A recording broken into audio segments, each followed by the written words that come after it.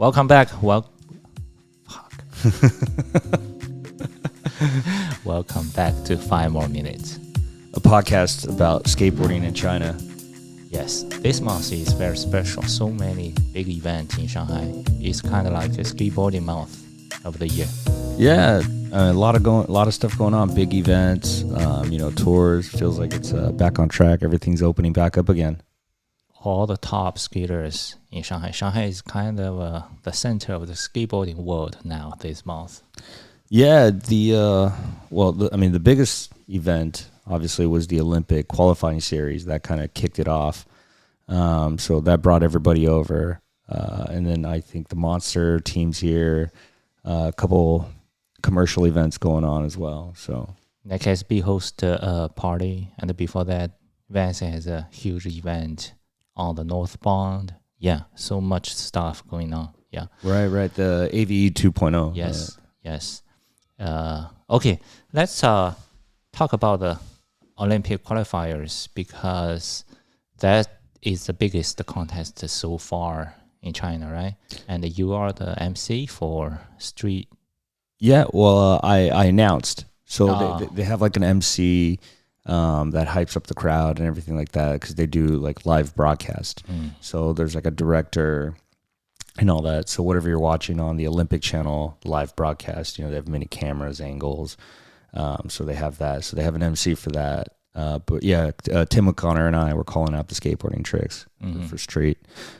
Yeah, let me introduce the Olympic Qualifier Series. This is a new thing. This is a new one because before they don't have this. They have what is that called before? Like a Dubai, like a Rome. Yeah. So for people that don't know, I guess the basically what it is, it's a inaugural event. The inaugural event was in Shanghai, and then it goes to Budapest. And it's the first time that they've done this. So previously, what would happen, it would be either called, like a skateboarding championship or world championship or Olympic qualifying, Olympic points, kind of contest. Yeah. So those would be run by basically World Skate and or like a local federation. So with this, it is the project, not of World Skate, but of the Olympics itself. Yeah, and several months ago, there's a guy named Benoit get contact with me. Actually, he's introduced via my friend Nick. Nick used to work for Red Bull China, and he said, hey, a colleague of mine used to work for Red Bull Global in charge of the global event. I want to find somebody in the skateboarding community in China because he quit Red Bull and now work for IOC. I was, for sure.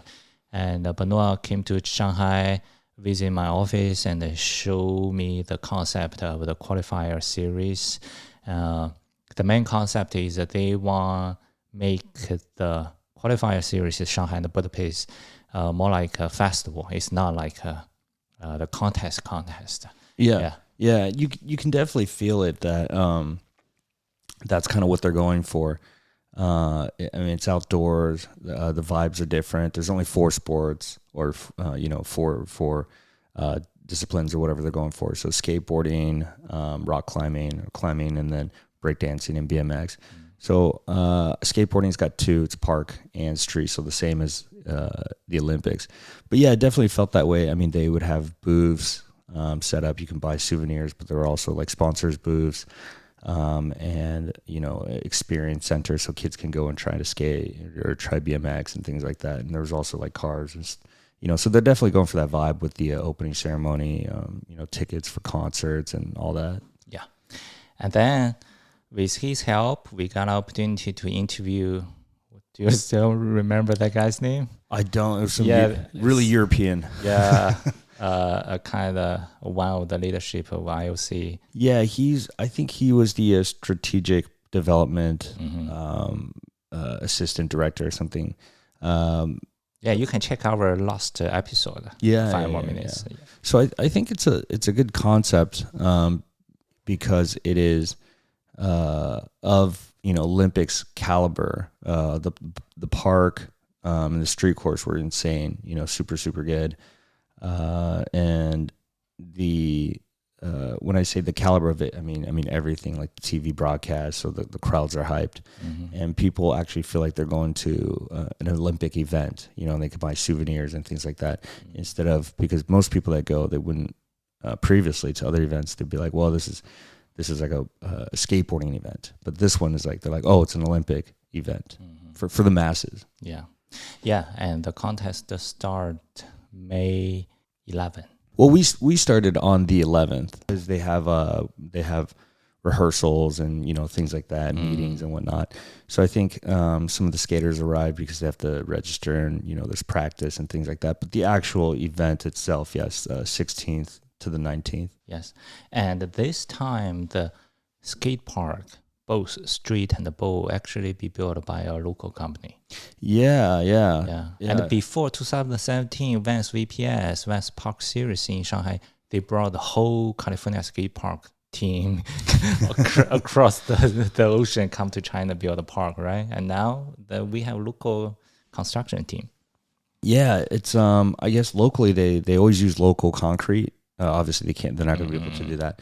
And from what I've heard, it's when I talk to them, it's that's probably difficult to get the right mixture and then the right kind of rocks and things like that. But also, the technical skills to do it right, like the concrete coping, and then obviously like the angles and things like that, for sure.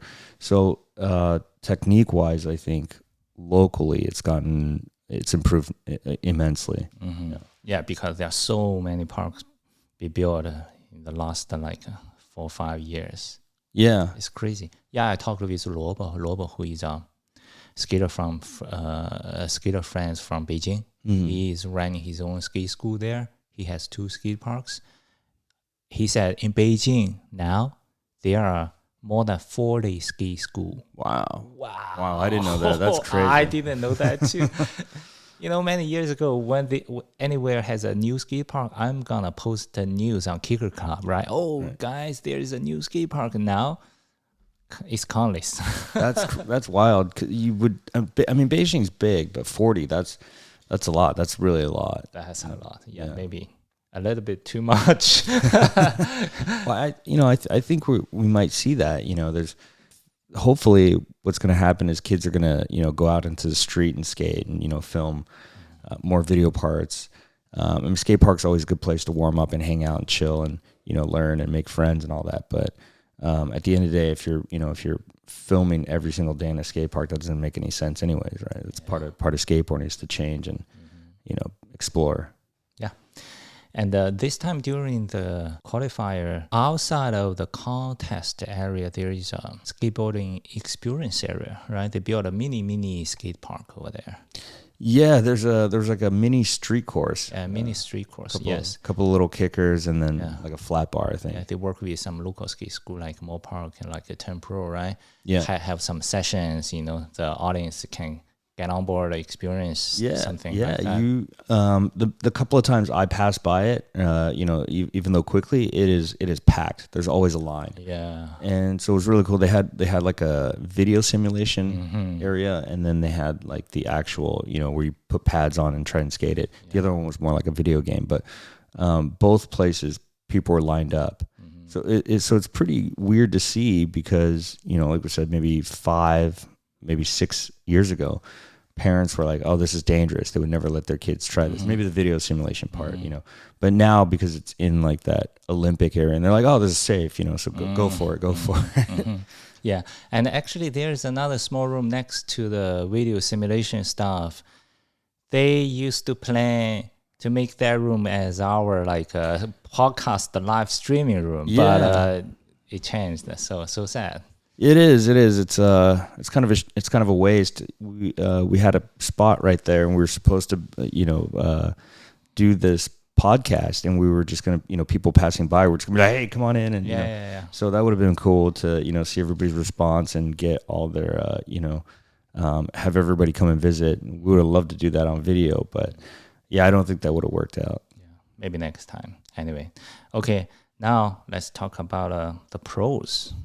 everyone's here, the legend, the judge, the pro skaters, the young blood. I want to see the first one I met. So it's the first day, May 11th. I went there. I saw Andy McDonald passed by me, and I say, "Hi, Andy." Shake hands with him. Said, the first skate video I watched is your starting point, the trick tip, which has tip. He was like, "Oh, did you learn something?" You're like, there's no vert ramps in China. Yeah. You should have brought the videos, and I should brought the WeChat tape to ask him sign on it. I didn't know he was going to be there. I don't know if you knew that. Because our editor posted a photo about his Instagram story. His first fly out 2 hours, turn back. Oh wow! Yeah, don't know what happened. Ooh, weird. Yeah. Strange. Yeah. I had no idea he was coming out. I wasn't paying attention, but yeah. I think that it's going back to that. It's this time was organized by the IOC, which is the International Olympic Committee, and basically like a local Olympic committee, so the LOC. And they have World Skate. So I talked to some of, because like I said, we have that kind of big room with the director, and everybody's from different backgrounds and different countries, and they've worked on different projects. So Tim O'Connor, myself, and Ramon, the DJ, we've all worked past skateboarding events. We've worked together as a team. Director, and then you have like the lights guy or whatever, the controls. They're from a different team, and they've done like I think. They were saying like diving contests, like sports stuff. But they did like Hangzhou, Asian Games, not skateboarding. And then I think Winter Olympics, things like that. But it's weird to get everybody's take and, talk to them. So we had to work together and meet really quick. So everybody had like a different view, and it all really depended on the director. So for example, we would get like introduced. We'd have to walk out to the course, Tim O'Connor and I, and then, like for park, they didn't do that. They just kind of jumped straight into it. So every director, I guess they kind of have to write out a script, and it is down to the second. It's pretty weird. Yeah. Like they go down to the second. And so, I mean, if somebody like falls and gets hurt, and that's like 10 extra 15 seconds, for the medical staff to get on there. Wow. Yeah. So they're down to the second. It's pretty wild. I mean, we've done some other contests before generally, but it's never that, so there's wow. There's some weird stuff. Yeah. Yeah. Okay. When we talk about a judge, Gary Hill is here. Yeah. Corey Duffel, Vanessa Torres, JB Gillette, if I pronounce his name correctly. I'm trying to learn it from Tim still. Yeah. This is for street. Yeah, for street. Yeah, for the park is another set. It's another set, right? So it's two totally separate sets. So it is, and it's weird because the times overlap a little bit. I don't know why they did it that way. And this time I got some time to spend with Corey Duffel because I met him 18 years ago. Yeah. Wow. At that time, I was in Shenzhen and working for Way Out Sports Schools company, who is actually like OEM manufacturing board for US brand. And they invest the money to build a park there. For the park grand opening party, they invite Tamiyato team. Oh, gotcha. Yeah, at that time it's Corey Duffel, Don Nuge, Dyson Ramos, and Mabel. Yeah. And came to China. They did demo in Shenzhen, and then I brought them to Shanghai for a tour, SMP. I remember the People Square. This time, after the contest, I invited Corey Duffel for dinner twice. Yeah, he loved it. That was the funny thing, because they had these lounges at the contest that people, the staff and whatever, depending on which organization part you were of, you were allowed to eat there or you weren't. For example, like the athletes, the riders, I'm doing air quotes. The athletes, the riders, they couldn't hang out with the judges. Obviously, they couldn't eat at the same place, so they had to be separate. And they had all these like buffet style, like laid out, and the chef standing in the back, like with their chef hat and like full outfits, right? Okay. And they were cooking like macaroni and cheese. That's it. That's it. Pizza. Yeah, and it wasn't even very good. So Corey actually got a little, he's talking to them. He actually got a little angry. He's like, "Dude, I didn't come all the way to China to eat macaroni and cheese. Like, I know, he's like, I know, look at that chef hat. Look at all the stripes. Like, I know you know how to cook." He's like, "Cook something good." Really? Yeah, he's like, "I didn't come here to eat this." Like, and so, and as the chef, I think the chef wasn't even, they weren't even offended. I thought they were going to be all offended or whatever, but yeah, they were super cool, and they actually brought him like a thing of hot sauce. It was like laogama. Yeah. And they were like, "Here, put this on everything, and it'll make everything better." So he took the whole bottle, the whole jar, and just he's like, everywhere he went, he put it on his food. Yes, on everything. Yeah. So the first night, I brought him to 滴水洞, a Hunan菜, Hunan dish. It's very spicy. Right. Yeah, right. Spicy chicken, spicy shrimp, everything Fish, spicy. yeah. But he loves it. He even eat the pepper. I know. For those that are listening, you're not supposed to eat the pepper. It's like a garnish. They put it on there. It looks pretty. The red and whatever. But he ate all the peppers. He loves the spiciness. So that was super interesting. So I'm glad he came out and experienced part of China. It's like this contest was really good. It was smooth. But I think a lot of the judges or whatever, they didn't get to come out like literally, and like they were. It's tired. Yeah, it's tiring. It's really tired. Yeah, for sure it's tiring, but also they didn't get to get out and do anything. I mean, it's so short. Most of them flew in. It was like before their jet lag was even finished, they were off. Yeah. Yes. Corey said they arrived the day before the contest, and then wake up 6 and went to the park 7, start working. Yeah. Like how many hours, and then go back hotel. So tired, don't want to go out. But Corey said, "I don't care. I want to go explore." I love that. That's the attitude. Like Corey, Corey's still young at heart. Like he wants to go out and explore. Everybody else is like, "Oh, I'm going home." Yeah. It's like, hey, like, could you imagine flying out to a whole different country on the other side of the world, and then, not experiencing anything but literally like the hotel bus ride to the course, and then that's it. Like you stare at the street course for 12 hours. And the day before he came here, he skateboarded and hurt his knee. It's very hurt the whole trip. Yeah, that's struggling. Yeah, that's pretty bummed, because can you imagine being on a 12-hour flight with a bad knee and you can't move it, and then you get off hotel, and it's just. Yeah, next time, Worski really need to prepare some good chairs for them, but not the cheapest foldable. Like, we were joking, we're like, hey, you can, maybe you can judge from, like, if you're judging from a screen, maybe you could just do it via like internet, just a live broadcast. Yeah. Overall, I think it was a good contest. I mean, like I said, nobody knew kind of what to expect from this kind of contest, because it was the first one.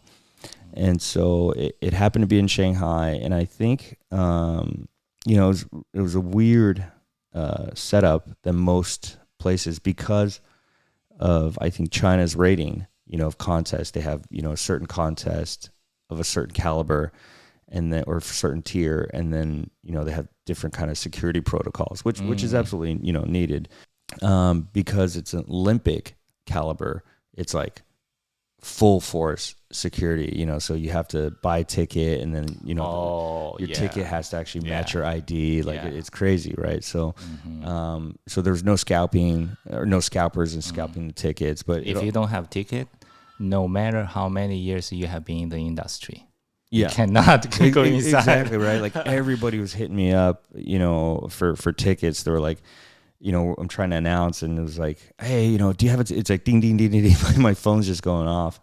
But yeah, same. They're just asking everybody, which is random, because I thought, the initial was to make it a festival and kind of invite everybody. So I think, hopefully in the future or whatever, they'll get that sorted out, because I think you're right. The original purpose of this is to have more people come and experience skateboarding. Obviously, safety is a concern, but I think if it's like, the purpose of this is to gather. And because all the pros are here, Yuto, Naija, Chris Jocelyn, you name it. So skaters from all over the China come to Shanghai. Yeah. Before the contest, they chasing the pros at different ski spots. Oh my God. Like Dude. you can see on social media the kids post video on Binjiang, one of the famous Shanghai ski spot. Oh, I saw this pro here. Oh, I saw that pro there. Like it's wild. Yeah, I didn't think that. But I mean, obviously, all the skaters know where all the skate spots are in Shanghai, so they know where to find them. But it was actually pretty crazy after the contest. So there's like where we were in the tent on the second floor, and then we walk down, and there's you make a left, and that's where like the athletes, go get checked for their, whatever, to make sure their equipment, their skateboard and their pants or whatever are all good. And so there's like an access door, and there's a restroom in there, and that's the one we use because it's closest to us. So after the contest finish, I go downstairs to use the bathroom, right? And there's just a ton of kids out there. I'm like, well, what's going on? Like, I haven't figured it out yet. So I walk past them, and I, use the restroom, get a water. And then I walk back out, and I'm like, what are you guys waiting for? They're like, oh, we're waiting for Yoto, and I'm like, oh, okay, all right, well, have fun with that. So I walk back up, I walk out to the front, the other side of the course, and I see Yuto. He sees all of them, like just waiting there. And he's like, fuck this. So he jumps over the fence and tries to head out like the other way to bypass him, and like randomly some kid sees him. You know what I mean? Like Yuto is there. Yeah, Yuto. And then like he's like, can I get a photo? Like, and Yuto stops and kind of grabs a photo with him because he's a nice guy and everything. And then like I look to my right, and the whole mob comes. Everybody's just chasing. Yeah, it's like fly on shit. Like boom. And everybody zooms in, and then he's like, oh, fuck this. Like, he skates off. I filmed a little bit of it. So, yeah, it was pretty crazy. See, Nigel's obviously, Chris Jocelyn, they're all big movie stars, big famous skateboarders. So, kids are obviously out here to see them, but, it's cool. It's part of the job, I guess, for them. But real skaters, like you said, I saw so many come from other, China's huge, right? Yeah. So many people came from Inner Mongolia, to see their favorite skaters. So I'm glad that they found them, if not inside the park, then, at these street spots. So that was cool. And bars. Yeah. Back to the contest. Yeah. I went to watch the final. I didn't watch the qualifier and the semifinal. I just only watched the final. How about the qualifier? Yeah, it was good. I mean, it's a contest, right? So, Yuto didn't make it, obviously. Yes. Yeah. What happened? Well, he's performance-wise, it is what it is, right? Like if you're feeling it, the contest, it's still, you still have to land your tricks at the end of the day. Yeah, I mean, this one, the rules changed a little bit too for scoring. So in the Olympics, it was or Tokyo, it was 5+2. So, or 2+5. 2+5. Right. Yes. And then you took, the scores. You didn't have to have a run score. It could just be all, the single tricks. 2-round run score, pick the higher one, right? Or well, for Tokyo, it wasn't like that. For Tokyo, it could just be all no line tricks. It was just top 4 scores. Oh. Yeah. So for this one, starting with this one, you have to have one run score. Yeah. And then they only take 2 of your singles. Oh. So it's basically 3 scores. So it's 2 runs, so 2+5 and 3. So 2-5-3 rule. 2 runs and then 5 singles, and then they take three scores. One from the line. Yeah, one has to be from the run. Yeah. 2 from the best trick. Exactly. Yes. Exactly. So they change it up a little, and I think that has something to do with it as well. He looked pretty bummed, but obviously he would be. I think he, if Budapest, he still does really well. He'd have to do really well. But he still has the opportunity to go to Paris for sure. Yeah. He's Yuto still there. And Naija go in the final, but he didn't perform as well in final. From what I saw, he does obviously enough to get in, obviously, and he's recovering from an injury as well. So I think he's trying not to get hurt, and then he does enough where gets him in a good position, and then for Budapest and whatever it's not the battle, right? You're fighting the war. Although I think for Shanghai, he the coverage and everything like that, the media, I'm sure he really wanted to be able to be skating at 100%. Yeah, this time the champion is Jagger Eaton. He's not only champion for street, also third place for the park, right? Yeah, Jagger's he did really well. He I don't even know how you can begin to consider something like that. So he would show up at most of the practices for both, and then just gets in there, and just skated super good. But my favorite, Chris Jocelyn. Chris Jocelyn, yeah. Chris Jocelyn is 100% street style. This is Chris Jocelyn's name I've heard from is the most, I've heard his name the most this time. So everybody's talking about him for sure. Yeah, he killed it. Big, just big pop and landing it. Obviously he's taking on so much risk for a contest, right? He has no reason to pop that high, but it looks good. It's a crowd favorite, so for sure he's doing hard tricks. Yeah, and I heard he is so different with those athlete skater because he even smoke a cigarette before the final.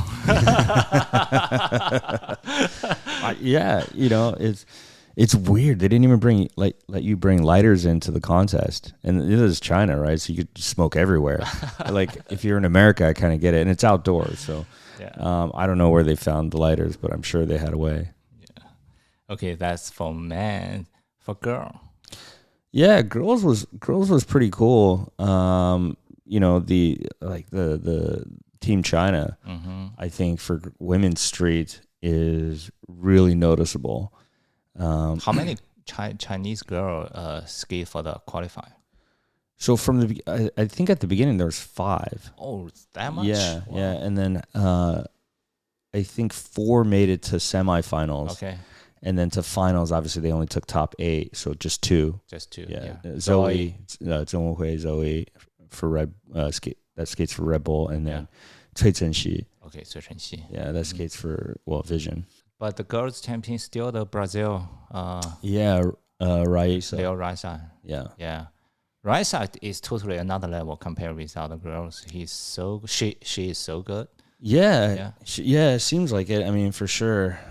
She's probably, I'd say, obviously been doing it. I don't want to say the longest, but she's got a lot of experience. So, for example, like Cui Chenxi and Zoe, they Zoe's went to the Olympics, but she started 3 years probably before the Olympics, and not too much on the competition side and not too much on the street side. So it was just mostly training. And then for Cui Chenxi, she's young. She's I think she's just turned 14. And her contests are pretty local. I think for Asian games, And after the contest, these days, even today. Raisa with the Monster team is filming in Shanghai street spot. Yeah, I think that is really cool. Yeah, for sure. Chinese girls need to spend more time on the street. For sure. They just I think I don't know if they want to, but yeah, I think they should for sure. But getting hurt before the Olympics is probably I know, but Raisa still do that, right?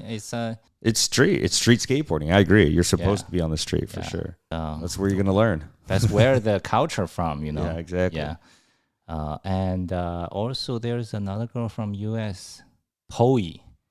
She's powerful. She's fast and strong. Yeah, Poe Pinson. Poe Pinson. Yes, she did gap to 5.0, a very huge gap, a very high reel, Yeah, she tried some gap board slides, and then it seems like no other girls were skating that, and the judges liked it, the crowd liked it, so she went from gap board slide to gap lip slide, I think, and then I think she tried gap salad. So yeah, she cranked it up. She skates fast, yeah. And the Jin Woo is the second for men's street final. Oh, dude, funny story about. So we We actually have like 2 security guards that, you know, make sure you have the right credentials or right, you know, whatever to get up to the announcing booth and the judges booth and things like that. So they can't see, you know, the course. They're not like the security guards that are facing the course, the contest. So they can hear us, you know, and they can hear, so they can hear the Chinese. And I'm like, oh, representing China, Cui Chen Xi, you know, and the crowd goes wild and everything. So when the athletes leave, like I said, they can kind of, they bypass that area. So they were like, hey, did Cui Chen Xi win? You know, I was like, no, she got I think she placed 5th or something. They're like, oh, wow, yeah. Well, I got a photo with her, you know. And they're super excited. Oh, I know. And they showed me the photo and it's Gen Wu. Come on. So it was absolutely hilarious because they thought that was a little Chinese girl. Gen Wu's a little Chinese girl. I'm like, yeah. I tried to explain it to him, but Gen Wu's trick is really hard. Yeah, he's got some contest tricks for sure. Yes. You know? Yes.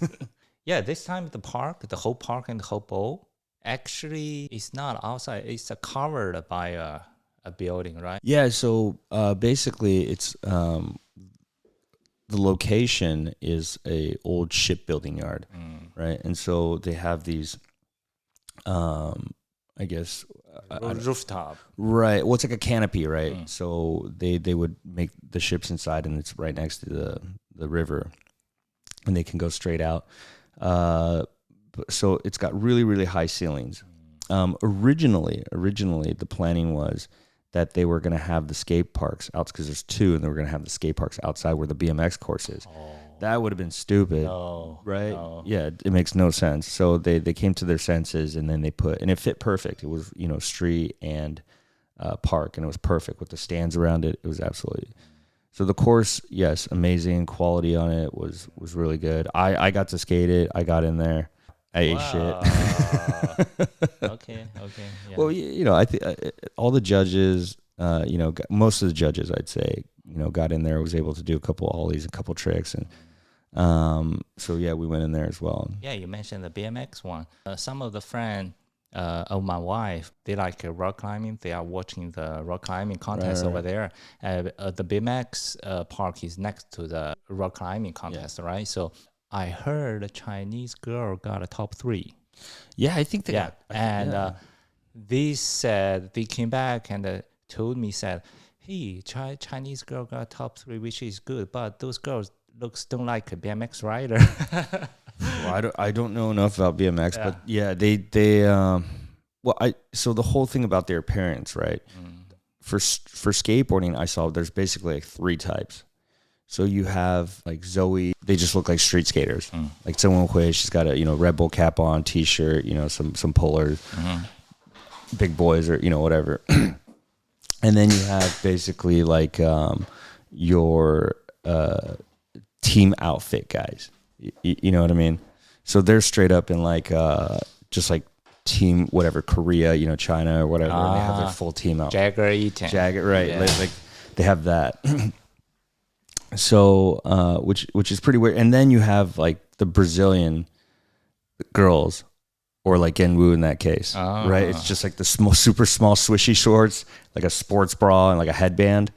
So that's the kind of 3 that you're seeing. So I think with the BMX, you're right. They don't look like what a typical BMX rider would look like, because that's what they're wearing. They're wearing the full team outfit, you know, and it's weird. I agree. Well, this whole contest is, like I said, it's, you know, the first one, right? So the first one of its kind. I think they want to do it every year, you know, before, or at least every 4 years before the Olympics. So it would be pretty cool, you know, if I think if they did it right, it is something that is, you know, we're seeing a lot of changes, you know, from the riders, from the, you know, the judging, the rules, and then obviously the location. But it seems like, you know, it's going. They want to go in the right direction with it, you know, to promote skateboarding and things like that. They find Benoit from Red Bull come to help with the festival, try to make it a more commercial, more like not that serious contest. Exactly. That would make sense. Our producer or director guy he does a lot of Red Bull events. So, that's what you're looking for. That's what it is. Yes. Yeah. And our editor, Junqi, is in Paris right now, traveling. Oh, wow. Yeah. He sent me some photos yesterday. The skate park area for Olympic construction in building right now. Yeah. So next event will be the Monster Party. Monster demo, huh? The Monster demo. At Amazon store. In front of the shopping mall, I guess. There's a lot going on. I think, like you said, it just kind of kicked it off, I mean, domestically, I think, obviously there's Go Skateboarding Day. After that, Vision, we're doing a tour. Oh, yeah. Yeah, pretty long tour. And then, Avenue and Son, they're doing that Masters. Grandmaster, this Grandmasters. year. Yeah, Sure. early July. Yeah. Your tour is early July too, but in the end of June is Go Skateboarding Day. Yeah, exactly. So it's back to back. Everybody I know is just kind of they're rushing to do stuff, which is great. Yeah, which is great. It looks the skateboarding industry is very 热闹，怎么说? Very busy, festive. Yeah, but on the other side, I heard very famous has a long history local ski shop. In Kunming closed, and I heard lots of ski school closed. The business is crashing. That's another story. Yeah, I think so. Right now, obviously for the large events, they're trying to do that. Obviously, so the news globally, the news is obviously promoting Paris or whatever in skateboarding. So whether that actually trickles down to your local skate shop, that's really hard to say. And like you said, in Beijing there's so much competition and money's tight for everybody right now. But people, I think the mood is changing. People are doing things, they want to get out more. So I think the vibe of it is changing. But you're right, the money, like transactions, the money actually, that's still pretty tough. That's another story. Maybe next episode we should find the right people come to talk with us about the business side, right? Yeah. Because with the Olympic, looks like more and more people get involved with skateboarding. Why the ski shop business is crashing? Yeah, for sure. Good question. Okay, so this is 5 more minutes. Thanks for listening. This is Andrew. This is Danny. See you next time. Peace out.